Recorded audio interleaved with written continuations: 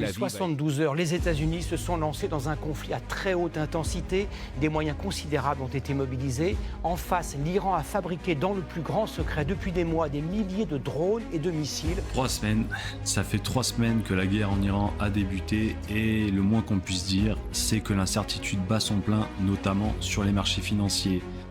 Mais le Labo Finance a trouvé un événement historique survenu il y a plus de 35 ans qui va nous permettre de faire le parallèle afin de projeter l'évolution des marchés financiers dans les prochaines semaines et les prochains mois. Donc reste bien sur cette vidéo car peut-être qu'avec cette vidéo je vais t'aider tout simplement à mieux gérer cette période trouble pour tes investissements. Mais avant de commencer, qui je suis? Moi, je suis Maxence, ingénieur en informatique de formation et sur cette chaîne, j'essaye d'allier mon fort attrait pour la finance avec mes capacités techniques pour te fournir de la donnée réelle, fiable et chiffrée pour t'aider à faire de meilleurs investissements afin de gagner de l'argent et de plus en perdre en tout cas. Donc si cette approche quantifiée basée sur de la donnée t'intéresse et t'aide à faire de meilleurs investissements, je t'invite à t'abonner et à mettre un like sur cette vidéo.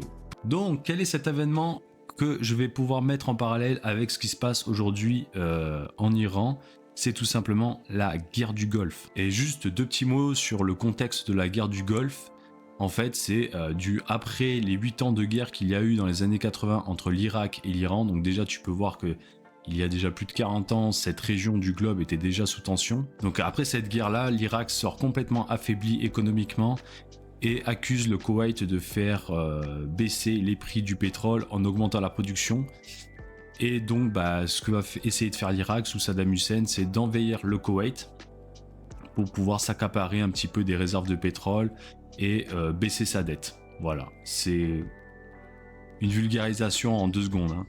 Et concernant la guerre d'aujourd'hui en Iran, c'est pas plus compliqué que ça. Cette guerre prend place dans un contexte de rivalité croissante entre l'Israël, les États-Unis et l'Iran autour des questions notamment du nucléaire, mais aussi d'influence régionale en ce qui concerne l'Israël et l'Iran. Et alors là, tu vas me dire, ouais, mais c'est quoi le rapport là? Parce que là, entre le contexte de la guerre entre le contexte de la guerre du Golfe et le contexte de la guerre en Iran, je vois pas trop le rapport. Eh bien, en fait, le rapport, c'est tout simple, c'est ça.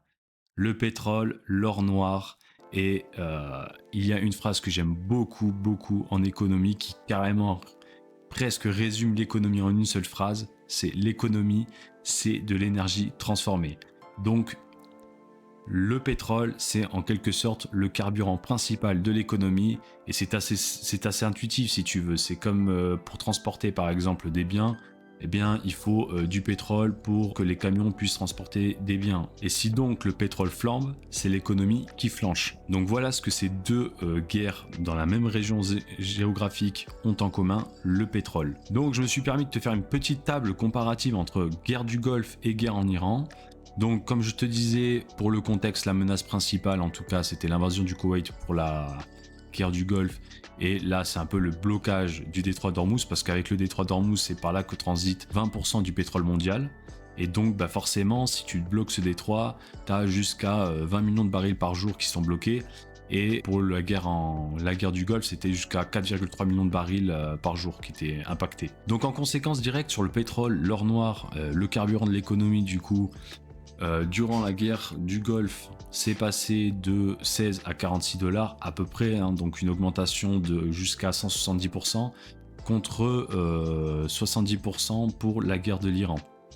Donc déjà au moins on a des effets un petit peu, on a des amplitudes sur l'impact du pétrole. Et ensuite c'est là que c'est intéressant pour nous, pour les marchés, pour nous investisseurs. Pour la guerre du Golfe, le choc initial après 3 semaines c'était environ 9%. Sur le S&P 500, donc le marché américain. Et actuellement, sur le S&P 500, on est autour des 2,5-3% après le fin février, donc après le début de la guerre en Iran. Et maintenant, ce qui est intéressant, c'est de savoir les estimations, les projections qu'on peut faire à partir de cette comparaison. Et alors moi, j'ai estimé ça à un rebond maximum de 10% et à une durée de conflit inférieure à 6 mois. Et je vais te donner 2 graphiques, en tout cas 2 faits chiffrés qui me laissent penser ça. Le premier, ça va être concernant le pétrole lui-même. Donc comme tu peux le voir sur ce graphique-là, ce graphique qui vient de CPR Asset Management qui montre un petit peu la sensibilité de l'économie par rapport au pétrole. C'est-à-dire qu'en 80, pour avoir un point de plus de PIB mondial, il fallait produire 100, voilà, 100 quelque chose. Alors que maintenant, en 2025, il faut en produire moins de 40. Et donc, à la guerre du Golfe, au début des années 90, on était, on va dire, environ à 78, alors que maintenant, on est à, pour la guerre en Iran, moins de 39, moins de 40, pardon. Et donc, on est 2 fois moins sensible au pétrole. Et à noter que ça, on parle du PIB réel. Ça, c'est très important parce que gagner 1 point de PIB en 2026, c'est pas du tout pareil que gagner 1 point de PIB en 1926, donc 100 ans avant. Forcément, c'est pas la même évolution par rapport au PIB global. Mais là, on parle en réel, donc inflation ajustée.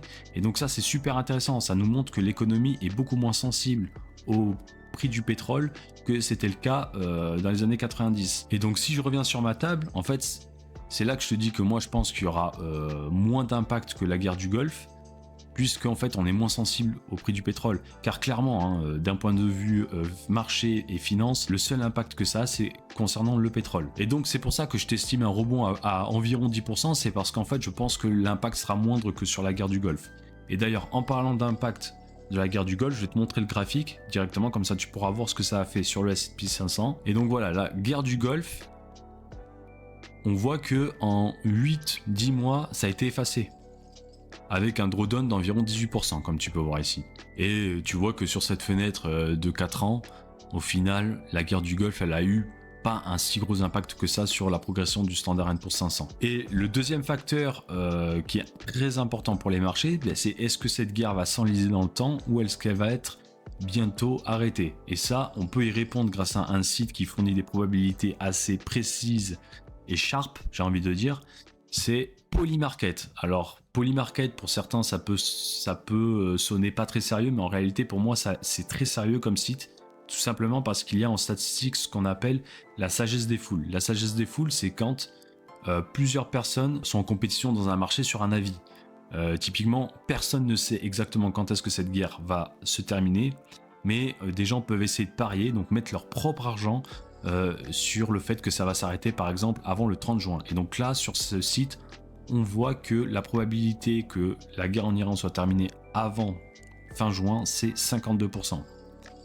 Et donc aujourd'hui, on est au début du printemps et on peut relativement penser que voilà, d'ici la fin de l'été, ce sera terminé. Donc c'est pour ça que je t'ai mis inférieur à 6 mois et même peut-être inférieur à 5 mois ici. Voilà, donc dis-moi ce que t'en penses toi dans les commentaires. Est-ce que cette guerre t'affole un peu? Est-ce que tu penses qu'elle va s'enliser? Est-ce que tu penses aussi que j'ai raté peut-être des éléments de contexte? Ce sera intéressant pour tout le monde d'en savoir plus. N'hésite pas, les commentaires sont faits pour ça. Et puis voilà, on se dit pour la prochaine vidéo. On fera peut-être le bilan de si j'avais raison, si j'avais tort sur cette vidéo. Allez, à la prochaine.